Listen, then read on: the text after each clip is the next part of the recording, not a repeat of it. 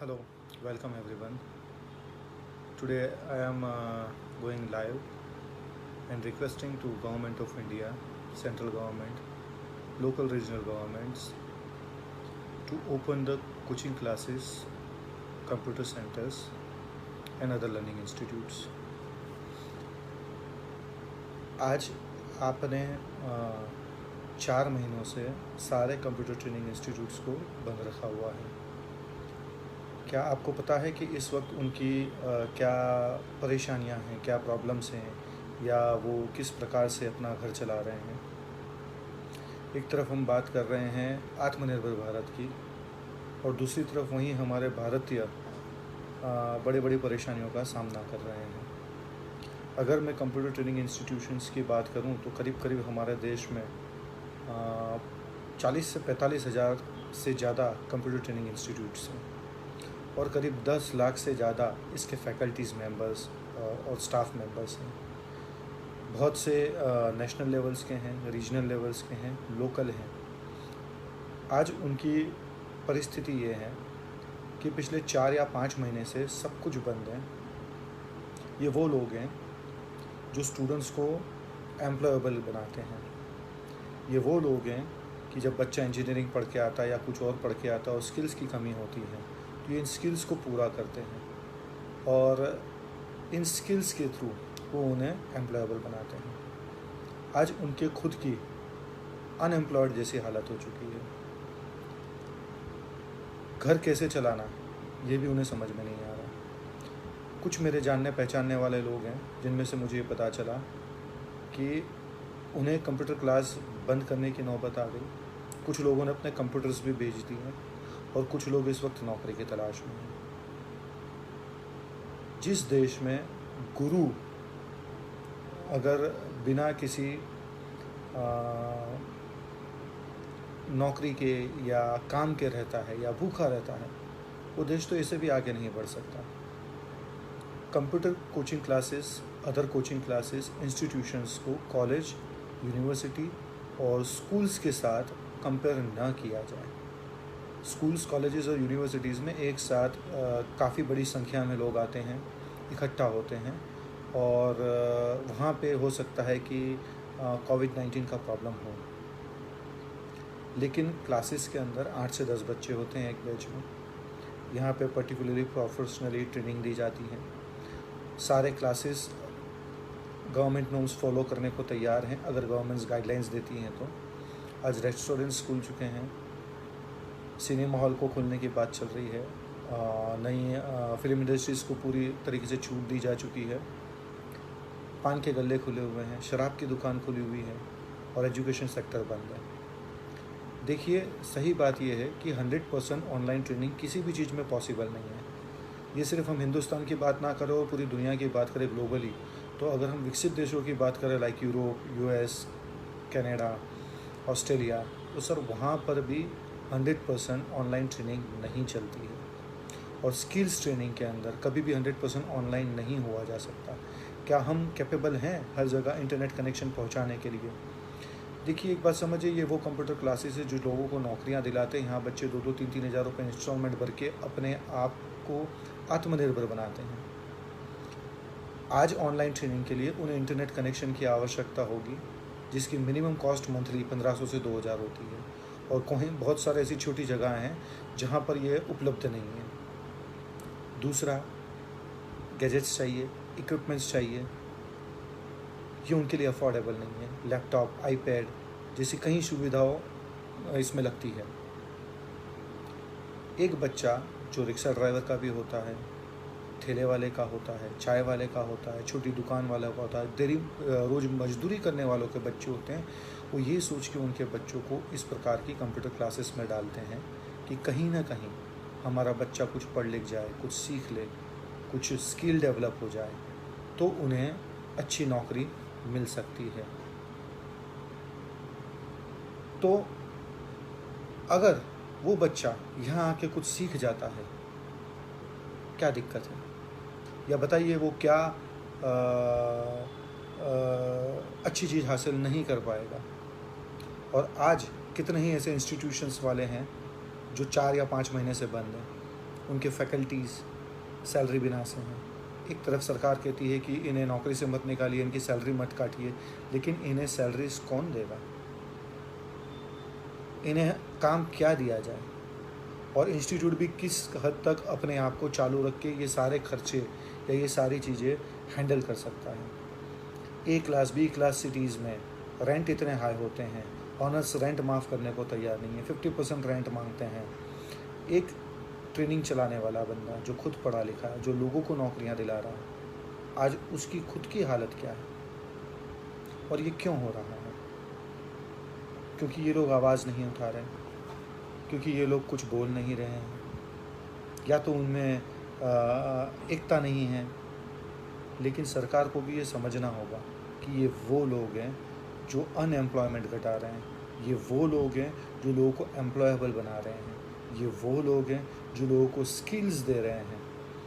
आज पूरे इंडिया में हर जगह स्किल ट्रेनिंग सेंटर्स बंद है, चाहे छोटा क्लास हो बड़ा क्लास हो। एक आदमी मेहनत करके एक कंप्यूटर क्लास डाल के 5-10 बच्चों को पढ़ा के अपनी रोजी रोटी कमाता है, अपना घर परिवार पाल रहा है। पिछले 4 या 5 महीने से उसकी इनकम कुछ भी नहीं है, और कैटेगरी उनकी स्कूल कॉलेज की आपने डाल दी। अगर स्कूल कॉलेज की कैटेगरी में आप इनको काउंट करते हैं तो बताइए फिर जीएसटी किस लिए लिया जाता है?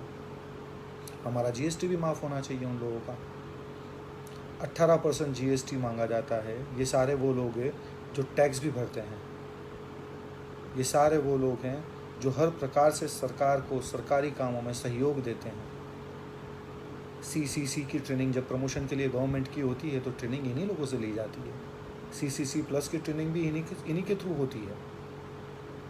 मैं अपील करना चाहूँगा सेंट्रल गवर्नमेंट से, रीजनल गवर्नमेंट से, प्रधानमंत्री श्री नरेंद्र मोदी जी से, अमित शाह जी से, जावड़ेकर जी से, एजुकेशन मिनिस्टर जी से, सारे कलेक्टर्स से, सारे एमएलए से, सारे एमपीज से, कृपया कर इन लोगों की तरफ देखें एक बार।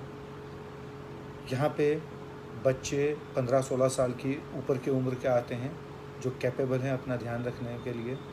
इंस्टीट्यूशंस को अगर आप गाइडलाइंस देंगे, उस गाइडलाइंस का वो बाकायदा पूरी तरीके से फॉलो करेंगे, वो ये ध्यान रखेंगे, सोशल डिस्टेंसिंग मेंटेन करेंगे।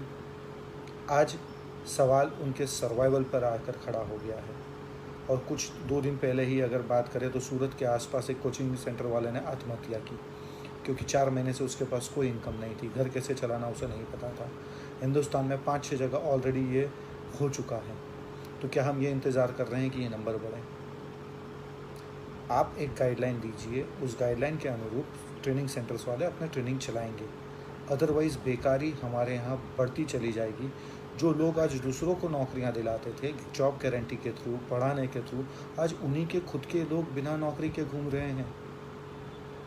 एक और बात सच है कि आईटी 3-fold ग्रोथ करने वाला है, क्योंकि आज सब कुछ ऑनलाइन हो रहा है। पेटीएम देख लीजिए, गूगल पे देख लीजिए, या जितनी भी चीज़ देख लीजिए, ये सारा ऑनलाइन आ रहा है। ऑनलाइन एजुकेशन आ रहा है। ऑनलाइन थ्रेट से कौन बचाएगा?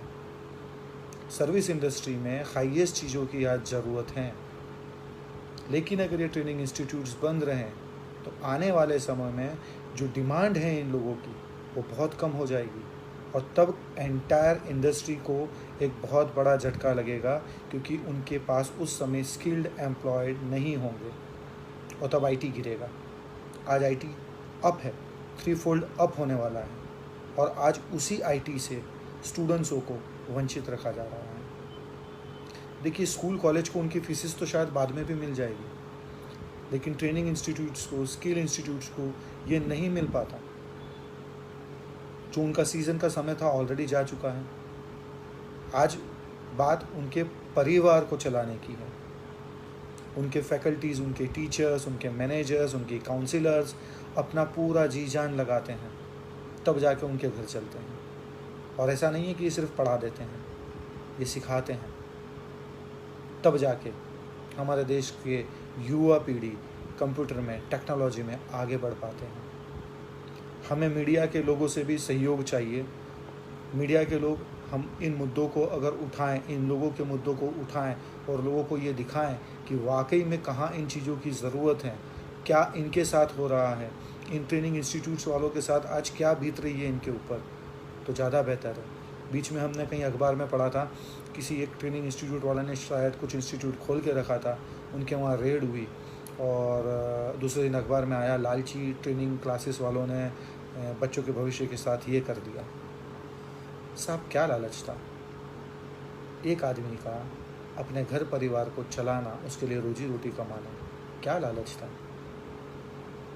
क्या आपने एक, हो सकता है गलती की उन्होंने, गाइडलाइन नहीं थी, उन्होंने खोला, लेकिन उसकी सज़ा क्या होगी?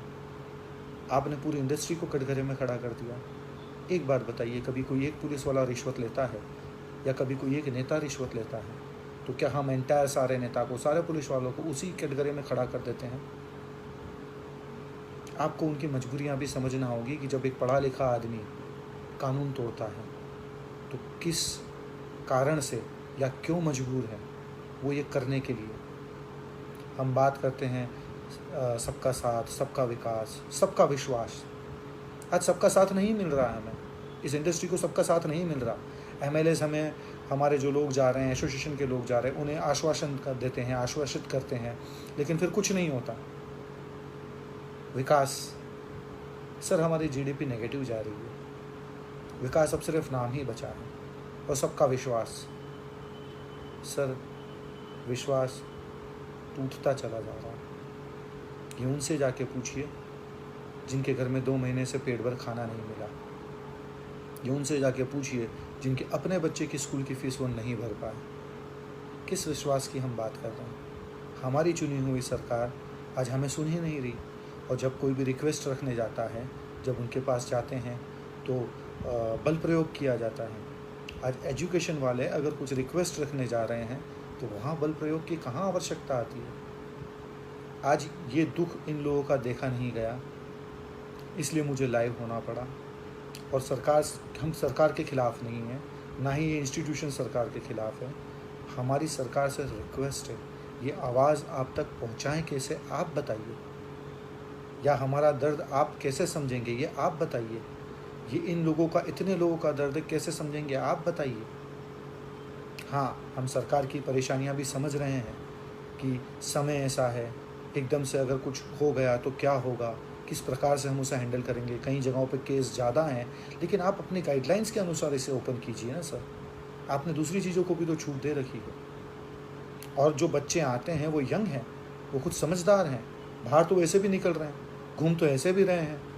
क्लासेस में आने से उन्हें कोरोना लग सकता है?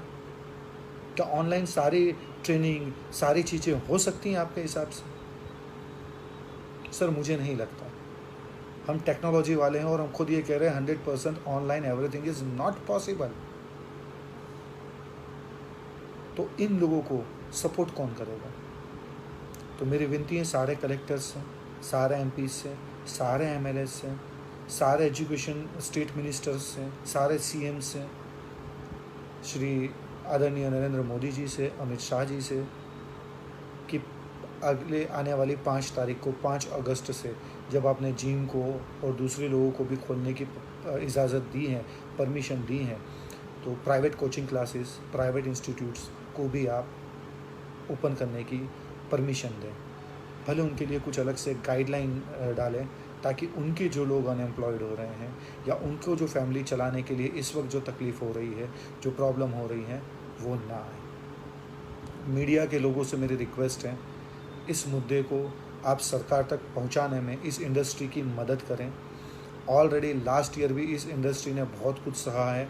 कहीं एक जगह आग लग जाने के कारण पूरे हिंदुस्तान में सारे कोचिंग सेंटर्स को बंद करवा दिया गया फायर सेफ्टी के नाम पे, और महीना 1.5 महीने तक ये प्रॉब्लम रही।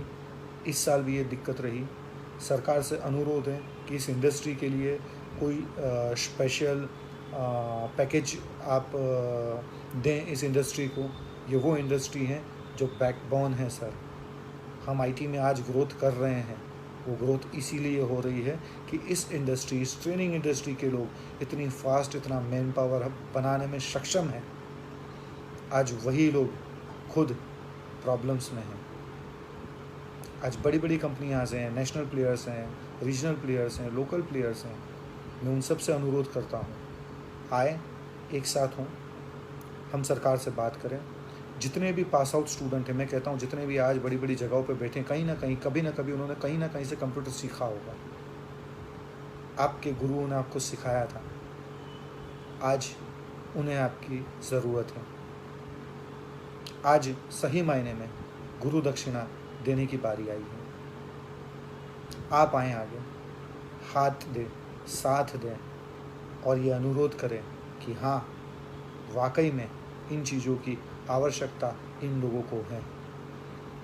मैं फिर से अनुरोध करता हूँ सारी सरकारों से, सारे एसपी से, सारे कलेक्टर से, सारे एजुकेशन मिनिस्टरों से, एक बार इस पर्टिकुलर इंडस्ट्री पे गौर करें, ध्यान दें और सोचें कि इन्हें किन चीज़ों की आवश्यकता है, इन्हें क्या चाहिए, क्यों चाहिए। आज उनकी परिस्थिति इतनी ख़राब है कि वो अपना रेंट, अपना बिजली बिल भी नहीं भर पा रहे। सर 4 महीने से इंस्टीट्यूट बंद होती है, सैलरीज देना पड़ती है, लाइट बिल, टेलीफोन बिल आते हैं। इस लाइट बिल, टेलीफोन बिल कौन भरता है? जीएसटी भी ये पेड करते हैं, इनकम टैक्स भी ये लोग पेड करते हैं। बदले में क्या चाहते हैं? अपनी रोजी रोटी, अपने लोगों की रोजी रोटी। ये कभी न्यूसेंस नहीं करते। ये एक उस प्रकार के वाइट कॉलर बिजनेस करने वाले लोग होते हैं जो अपने आप को टीचर्स भी कहते हैं, इंस्ट्रक्टर्स भी कहते हैं और लोगों को अच्छा सिखाते हैं। आज उन्हें सरकार की मदद की आवश्यकता है, लोगों की मदद की आवश्यकता है। तो यह अनुरोध है सभी से कि आएँ, सरकार से अपील करें और जितने भी इंस्टीट्यूट्स हैं, जो कोचिंग क्लासेस हैं, उन्हें ओपन करवाएं। भले जो गाइडलाइंस हों वो ये लोग फॉलो करें। बहुत बहुत धन्यवाद इस वीडियो को देखने के लिए। कृपया इसे शेयर करें, आगे बढ़ाएं, हर एक ट्रेनिंग इंस्टीट्यूट तक इसे पहुंचाएं। हर लोग इसे शेयर करें, कमेंट करें और इसे सरकार तक पहुंचाएं। बहुत बहुत धन्यवाद। जय भारत, जय हिंद।